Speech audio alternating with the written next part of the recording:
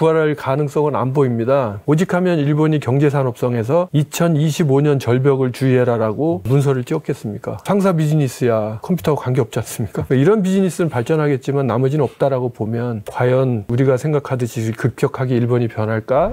안녕하세요. 박종원의 경제한방입니다. 전에는 좀 저물어가는 국가로 여겨졌던 일본, 그것도 아주 오랫동안이죠. 그런데 최근 들어서 세계적으로 관심을 지금 받고 있습니다. 일본이 되살아나고 있다 이런 얘기도 굉장히 많은데 과연 일본의 부활 조짐 어떻게 봐야 될지 도쿄에서 이 정보화 컨설팅 기업을 운영하시면서 일본 관찰 30년이라는 책도 쓰신 염종순 대표님을 모셨습니다. 안녕하세요. 네, 반갑습니다. 자, 그러면 일본에서 네네.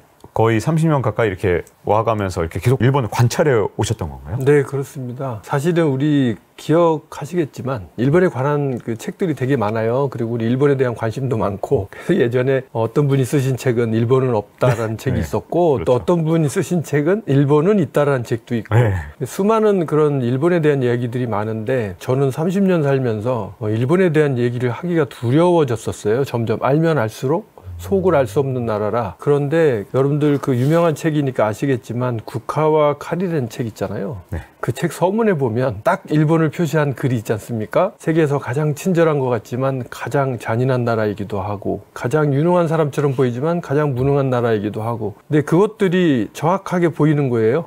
그래서 이제는 이러한 이야기들을 한국 분들한테 전해드리고 싶다 싶어서 일본 관찰 30년이라는 책을 쓰게 됐죠. 일본에서 이 정보와 컨설팅 일을 하시니까 네네네. 더욱더 잘하실 것 같은데 일본에 여러 가지 얘기들이 많잖아요. 특히 네. 우리가 코로나 때 한번 겪어봤는데 네. 우리 같으면 전부 디지털화할 것 같은데 이걸 벽을 해갖고 천장까지 이렇게 해서 네네네. 코로나 확진자 수 이렇게 붙였던 그림이 이렇게 네. 생각나거든요. 과연 일본은 여전히 아날로그 일본인 건지 지금 상황을 어떻게 보십니까? 코로나 때 일본 국민들이 정확한 그 코로나 극복이라는, 코로나 대책이라는 하나의 기준을 가지고 다른 나라와 비교할 수 있게 된 거죠. 그러니까 우리나라는 이렇게 되는데 한국은 저렇더라 이런 게 비교가 되잖아요. 그것 때문에 스가 총리 전 총리가 곤혹스러운 사태를 겪었고, 일본 국민들이 상당 부분 우리나라의 정보화가 이렇게 됐구나라는 걸 절감하게 됐어요. 저는 일본 정부의 자문위원이기도 했고 해서 한 10여 년 동안 일본 정부에 정보화를 주관하는 정부 조직을 만들어야 된다라는 제안을 했었고, 결국 그 스가 총리가 디지털청이라는 정부 중앙부처를 하나 만들었죠. 네. 네, 내각 산하에. 그래서 지금 한 1000명 정도의 직원이 모여서 열심히 노력은 하고 있는데 상당히 제가 보기엔 어렵습니다. 그리고 하루아침에 만들어지는 것도 아니고,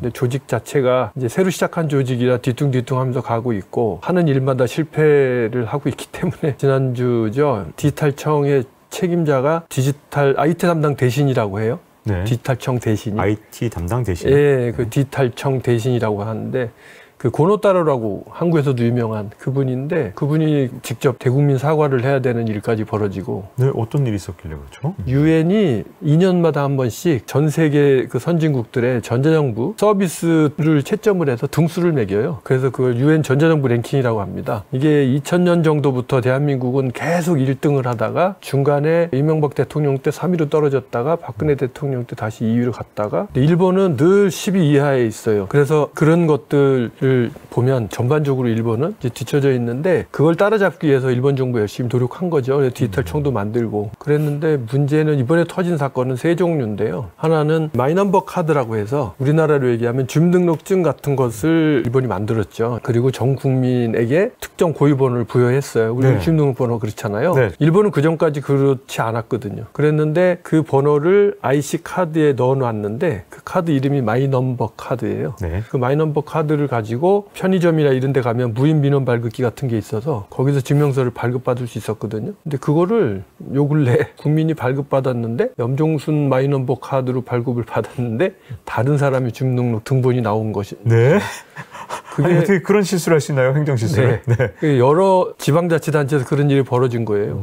그래서 그 서비스 중단하고 지금 재점검 들어갔고요. 그 다음에 또 하나는 의료보험 카드와 마이넘버 카드를 통합하기로 했어요. 네, 의료보험 카드는 따로 있거든요. 플라스틱 카드. 이걸 통합했는데, 제가 마이넘버 카드 가지고 진료를 받으러 갔는데 계산을 하려고 하니까 당신은 의료보험 기록이 없으니 전액 돈을 내라. 나 의료보험 가입돼 있다. 이게 없다. 즉, 제 마이넘버 카드와 제 의료보험 카드가 1:1 매칭이 안 되고 다른 사람께 매칭이 돼버린 거예요. 의료보험이 없는 사람 걸로. 뭐 이런 일들이 막 여러 가지로 벌어져 버린 거예요. 사과할 만하네요. 또 하나는 정부가 지불하는 각종 수당을 수령하기 위해서 마이넘버 카드에 공금 수령 구자를 등록하라고 했어요. 그걸 등록을 했는데 이게 다른 사람 구자가 등록이 돼버린 거죠. 이런 세 가지 사건이 연속으로 터지면서 IT 담당 대신에 사과할 수밖에 없는 사태가 터진 거죠. 일본이 그 전산화를 정보화를 급작하게 하고 싶다고 해서 서둘러서 진행한다고 해도 되는 게 아닌 거예요. 왜냐하면 일단 그 정보화를 하기 위한 기반 인프라가 있어야 되거든요. 그러니까 우리로 얘기하면 행정정산망이라든지 주민등록이라든지 여러 가지 것들이 있는데 그 부분들이 제대로 돼 있지 않고 그다음에 법제화도 제대로 돼 있지 않아요. 그래서 법제화라고 하면 대한민국은 금융실명제가 돼 있잖아요. 그러니까 당연히 계좌에 저희 주민등록번호가 매칭돼 있죠. 일본은 금융실명제가 돼 있지 않기 때문에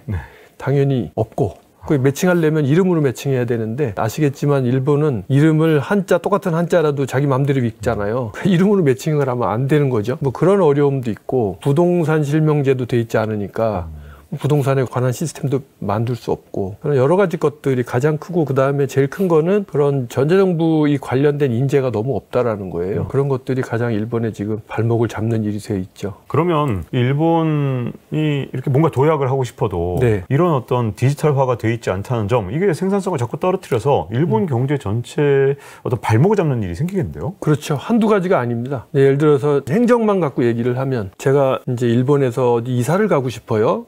우리나라하고 비교를 해보시면 돼요. 저 이사를 하려고 그러면 대한민국의 경우에는 인터넷으로 들어가서 제가 이사 가고 싶은 곳에 저 전출 신고 딱 하니까 여러 가지 메뉴가 뜨더라고요. 당신의 경우에는 운전면허증도 있으니 운전면허증 주소도 바꾸셔야 되고 하는데 한꺼번에 다 해드릴까요? 이렇게 물어보는 메뉴가 뜨더라고요. 이게 대한민국이잖아요. 자, 일본은 어떻게 돼야 되냐면 기본적으로 인터넷으로 전출 신고부터 해야 돼요. 그러니까 전입 신고부터 하는 게 아니라 전출 신고부터 해야 됩니다. 전출 신고를 한 뒤에 그러면 그쪽에서 제 서류를 전입하는 곳으로 전송을 하죠. 우편으로. 그럼 제가 전입처에 가서 서류가 도착해 있으면 전입 신고를 하는 거죠. 우와. 근데 저는 서울시 공무원을 했었어요. 일본 가기 전에. 잠깐. 그게 87년, 8년 그 언저리였는데 그때도 대한민국은 그 온라인이 됐었거든요. 그게. 근데 일본은 온라인이 되긴 되지만 그 온라인을 할 때 업무를 바꾸고 온라인 하는 게 아니라 있던 그대로 온라인을 한 거예요. 그게 행정뿐만이 아니라 모든 분야가 다 그런 식으로 돼 있는 상태에서 변하지 않고 있는 겁니다. 그러면 각 분야의 경쟁력이 떨어질 수밖에 없죠. 특히 이 반도체를 가지고 갑자기 일본이 이 반도체 부활, 우리 한국 따라오겠다. 그동안 뒤쳐져 있었지만 예전의 영광을 되찾으려는 이런 노력에서도 디지털화가 이렇게 안 돼 있으면 과연 우리를 다시 추격하는 경쟁력이 되겠느냐 이런 분석도 있고 지금 또 달라졌다 이런 얘기도 있는데 어떻게 보시나요? 일단 JDI라는 회사 아십니까? 디스플레이 하는 회사들이 여러 군데 있었는데 그게 또 한국에 밀리니까 다 모아서 재팬 디스플레이라는 회사를 만들었는데 그게 지금 잘 나갑니까? 안 되잖아요. 일본은 조직 문화라 그럴까? 끼리끼리 문화라는 게 너무 심해요. 그래서 화합이 되질 않습니다. 지금 말씀하시는 그런 회사들도 결국 여러 회사들이 모여서 지금 하는 거거든요. 그렇기 때문에 완전히 하나의 목적을 가지고 제로베이스에서 하나의 조직으로 화합해서 하나의 목적을 가지고 나간다면 가능하겠지만 아까 말씀드린 JDI나 르네사스나 기존의 사례들을 봤을 때 아마 그렇게 가기 힘들 거다. 그런 생각을 하게 돼요. 그럼에도 불구하고 어쨌든 최근 들어서 아니 워렌 버핏이 일본에 투자했다 그러고 워낙 세계적으로 자꾸 일본 투자 얘기하니까 우리나라에서도 관심이 많고 일본이 이번에는 정말 달라졌다. 좀 빠른 속도로 변하고 있다. 이런 얘기도 있거든요. 이건 어떻게 이 최근의 평가는 어떻게 보십니까? 그러니까 그 변하고 있다라는 것에 대해서 어떤 부분이 변하고 있다라고 하는지 구체적인 얘기는 별로 없는 것 같고요. 눈에 보이는 것은 두 가지인데 주가, 그 다음에 경제가 활성화된 것처럼 보인다. 그 두 가지거든요. 근데 주가는 곰곰이 따져보면 일본 기업 자체의 어떤 경쟁력 때문에 올라간 것 같진 않고 주변 여러 가지 다른 여건 때문에 덩달아서 올라간 거라고 보여지거든요. 그래서 일본에서도 지금 이 주가가 올라간 것에 대해서 일본 스스로도 매일같이 뉴스가 나와요. 이게 진짜냐? 진짜 오래간만이니까요. 89년에 주가 버블 무너진 다음에 그래도 근처까지 간 건 이번이 처음 아닙니까? 그러니까 어마어마하게 올라간 거잖아요. 주가가 그 짧은 기간 안에. 근데 이게 실력이었으면 이렇게 놀랄 일이 사실 없거든요. 근데 제가 보기에는 특별히 그 기업들이 그 반년 안에 그렇게 성과를 낸 것 같지는 않고요. 워런 버핏이 그 투자하셨다는 그 주식 종류를 보시면 일본이 변한 거하고는 별로 관계없는 주식입니다. 그러니까 주로 상사 주식들이라든지 이런 것들이잖아요. 물류. 근데 아시다시피 지금 세계적으로 자원이 이제 엄청나게 그 급등해서 그 일본의 경우에는 그 상사들이 전 세계에 있는 자원을 상당히 많이 매입했잖아요. 그러니까 네. 당연히 그 회사 좋아지는 거고 일본 정부도 계속 노력은 하죠. 얼마 전에 PBR이라고 하던가요? 그거를 올리라고 동경증권거래소에서 각 기업들에게 얘기를 했기 때문에 각 기업들이 실제로 올렸고 자기 회사 주식을 자사주 매입도 어마어마하게 했어요. 뭐 그런 것 때문에 올라간 것도 있고 그 다음에 진짜로 버핏이 투자했다니까 따라간 것도 있고 제일 큰 요인은 환율 같습니다. 환율이 제가 오랜 동안 지켜봤는데 100 전후에서 왔다 갔다 했잖아요. 네. 지금 오늘 아침인가 보니까 1달러당 147엔이더라고요. 네, 그러니까 엄청. 근데 대부분의 아까 말씀 자원도 그렇지만 대부분의 기업들이 수출이고 해외에서 기술 수지로 해서 돈이 많이 들어오는데 달러가 그거를 환전을 하는 순간 예전엔 1달러에 100엔이었었는데 1달러에 147엔이면 그냥 47엔이 거저 생기는 거잖아요. 네.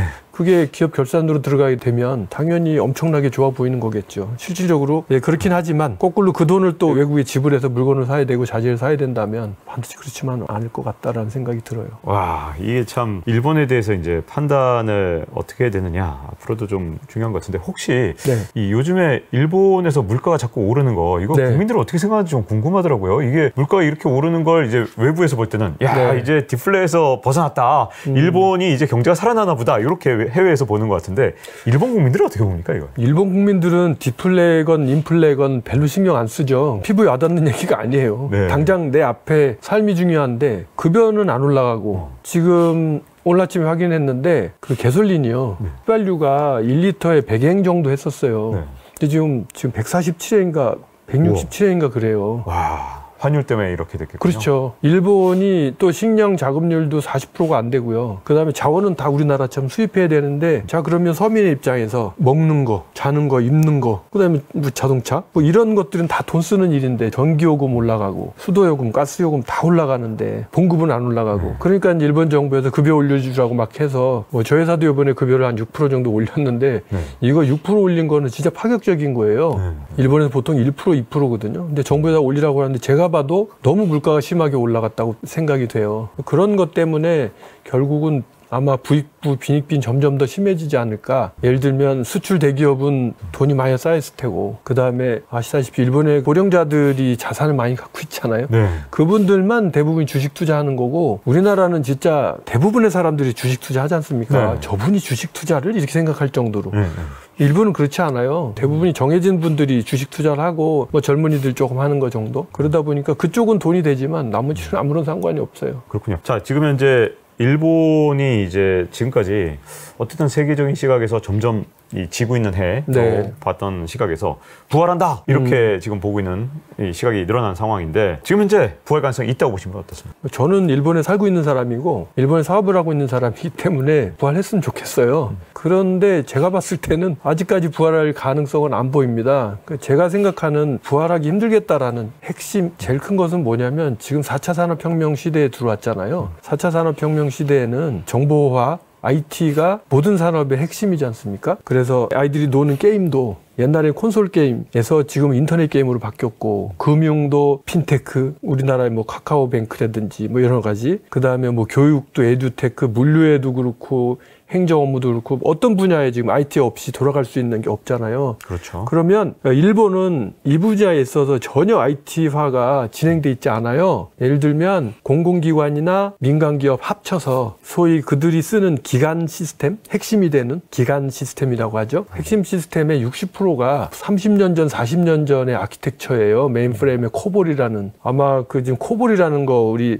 한 50대, 60대 되는 분들은 학교에서 배워봤겠지만 40대 이하는 학교에도 들어보지도 못했을 텐데 그 시스템이 그대로 온전해 있으니까 오직하면 일본이 경제산업성에서 2025년 절벽을 주의해라라고 문서를 띄웠겠습니까? 2025년 절벽이 뭐냐면 대형 컴퓨터 메인프레임을 생산 안 하겠다. 일본 기업이 후지츠라는 회사가 그걸 생산 안 하겠다고 하니까 그럼 거기서 돌아가는 시스템들은 어떡하냐. 그래서 2025년 절벽이라는 거를 경제산업성에서 얘기하고 지금 뭐 행정이니 의료기관이 해서 전국적으로 그걸 고치라고 하는데 그걸 고칠 만한 스킬이 있는 사람들이 없는 거죠. 아까 제일 처음에 말씀드렸지만 일본 정부가 진짜 정부 위신을 걸고 진행한 전자정부에서 마이너버 카드로 주민등록번호를 뽑았는데 남의 사람 주민등록번호에 나왔다는 게 이게 말이 안 되지 않습니까? 네. 그게 일본의 IT 기업들의 수준인 거예요. 근데 정확하게는 IT를 두 개로 나눠서 생각해야 되는데 하드웨어는 일본이 우리나라보다 훨씬 낫습니다. 소프트웨어 어플리케이션 분야에 한해서 말씀드리는 건데 지금 사실 뭐 우버 택시라고 하면 이것도 어플리케이션이고 에어비앤비도 어플리케이션이잖아요. 뭐 카카오뱅크도 어플리케이션이고 다 어플리케이션이에요. 근데 이 부분이 일본에는 없는 거죠. 4차 산업혁명 시대로 가려면 그게 받쳐줘야 되는데 그게 도저히 받쳐줄 공산이 안 보이니 그렇다면 그 부분하고 관계없는 분야는 발전할 거라고 봐요. 그러니까 아까 말씀드린 뭐 상사 비즈니스야 컴퓨터하고 관계없지 않습니까? 이런 비즈니스는 발전하겠지만 나머지는 없다라고 보면 과연 우리가 생각하듯이 급격하게 일본이 변할까라는 거에 대한 의문이 있는 거죠.